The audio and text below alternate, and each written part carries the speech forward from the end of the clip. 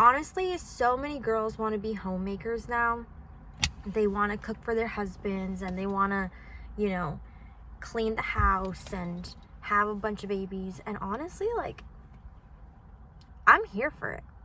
Like, I am here for it. And honestly, as a ex-feminist, right? I used to be a feminist, no longer. I think that when you are in tune with God's design for your body and for your life, you learn to just relax, right? And you learn to just do what you're called to do, which is not the easier route. Like, being in God's design and doing what your body was made to do, right? The whole menstrual cycle revolves around conceiving, basically. It doesn't mean it's the easier route. And so sometimes people think, oh, I just want to be a mom. I just want to be a mom. And it's like, girl, I've been thinking about this because I want to be a mom, obviously, and a wife. But like, sometimes it's harder to be a mom than it is to work at a 9-to-5. But just the beauty and the joy that you get from basically pouring life and raising up little kids to become godly young men and women is incomparable, right? And so I'm speaking to the girls that want to be a stay-at-home mom, want to be a stay-at-home wife, and are seeking to pursue excellence because they see the value in family.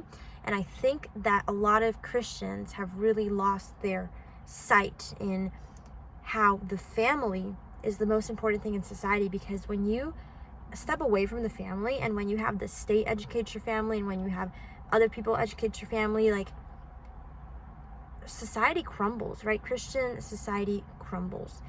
And that's just my cup of tea. Like, those are just my thoughts. If you don't agree, that's fine. We don't have to agree. But I personally have seen how in my generation, even the people that are the strongest in their faith are those that seek the Lord and seek them wholeheartedly. And by God's grace, many times people find God, obviously, right? Not having been homeschooled and like going to public school and all that, but really the beauty of raising up children that seek the Lord, that fear Him, it's beautiful, and it's strong, and it's amazing, and it creates a lot of stability in society. Now, there is obviously a lot of fake Christians, a lot of abusive Christians, a lot of men who are, have the right theology, and they're not understanding of their wives, and they're practically abusive. Like, that's not what I'm talking about, and God will judge them. Like, God will judge. But I'm more so talking about the beauty of having a man that wants to protect you spiritually, physically, financially, right? Wants to take care of you, wants to provide for you. And your duty, right, your part of the equation is that you will nurture him. You will make the food. You will clean the house. You will do things with the kids. Obviously, he'll raise up the kids too, you know what I mean? But like, you'll do the things so that he doesn't have to worry about doing a lot of the house things, because he wants to focus on making money or whatever.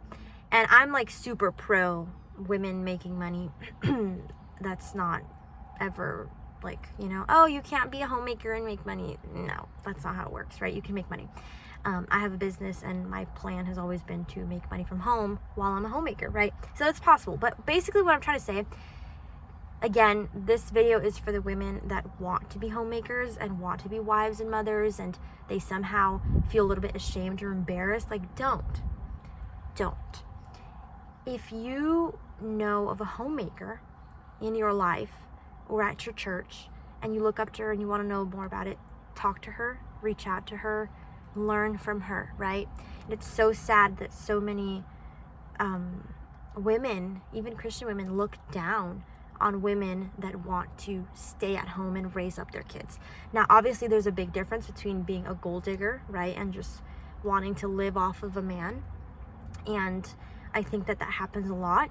And I think that that's why a lot of men become bitter and become, defensive and abusive and all that, right? Like, we're sinful in nature, but I'm not talking about that. I'm talking about women that genuinely want to serve their families well. Now, I'm not a homemaker yet, but I've seen other homemakers say, like, we make it work with just one salary, right? So there's different ways of making it work. Doesn't mean you have to be broke and poor, because I do believe that the Lord calls us to steward our finances, and generational wealth is good, and it's a good thing. But also don't be dismayed if you're like, oh, we just can't afford to stay home. Like, talk to your husband about it and see, and really make like a plan financially, right? And if you're young and single,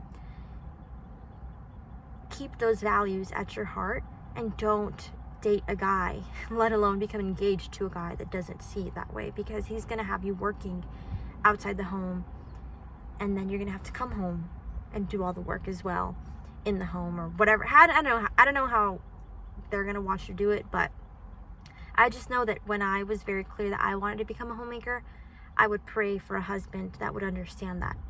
And it's very important that you're on the same page, even with that. And this is my little steering wheel thing, so it looks like a rabbit or something, but anyway, those are just my 2 cents. I don't know, it's just, I like to have these little heart talks, because it's good. Homemaking is good, God's design is good, and you can be a beautiful homemaker. Like, you can make your home beautiful, and you can make your house a home, and you can do all these things, but it doesn't mean you're going to sit around and do nothing, right? Like, that's not homemaking. Homemaking isn't being lazy and doing nothing, which a lot of women do, right? And I find it kind of ironic when, like, some women that I know, not like personally, but like I've seen online, or sometimes like I've heard of, and they're like, oh my gosh, life is so hard, like I have to do this and that, and it's like, you are being lazy. You are being lazy, because I know women working 9 to 5s and then coming home and cooking and cleaning and doing all things. So my advice to single women, right, us young single women, which is honestly who I can speak to the most, and even married women maybe I could encourage, I don't know, but like, be excellent, pursue God's holiness, but be excellent. Beautify your home, make your spaces beautiful. There's nothing wrong with that. But also, life is hard. Like, life is hard work. There's no such thing as idleness for Christian women. Like, there's no such thing as idleness being good. You know, not doing what you're called to do. Now, being in a state of rest, like resting is good. Resting is good.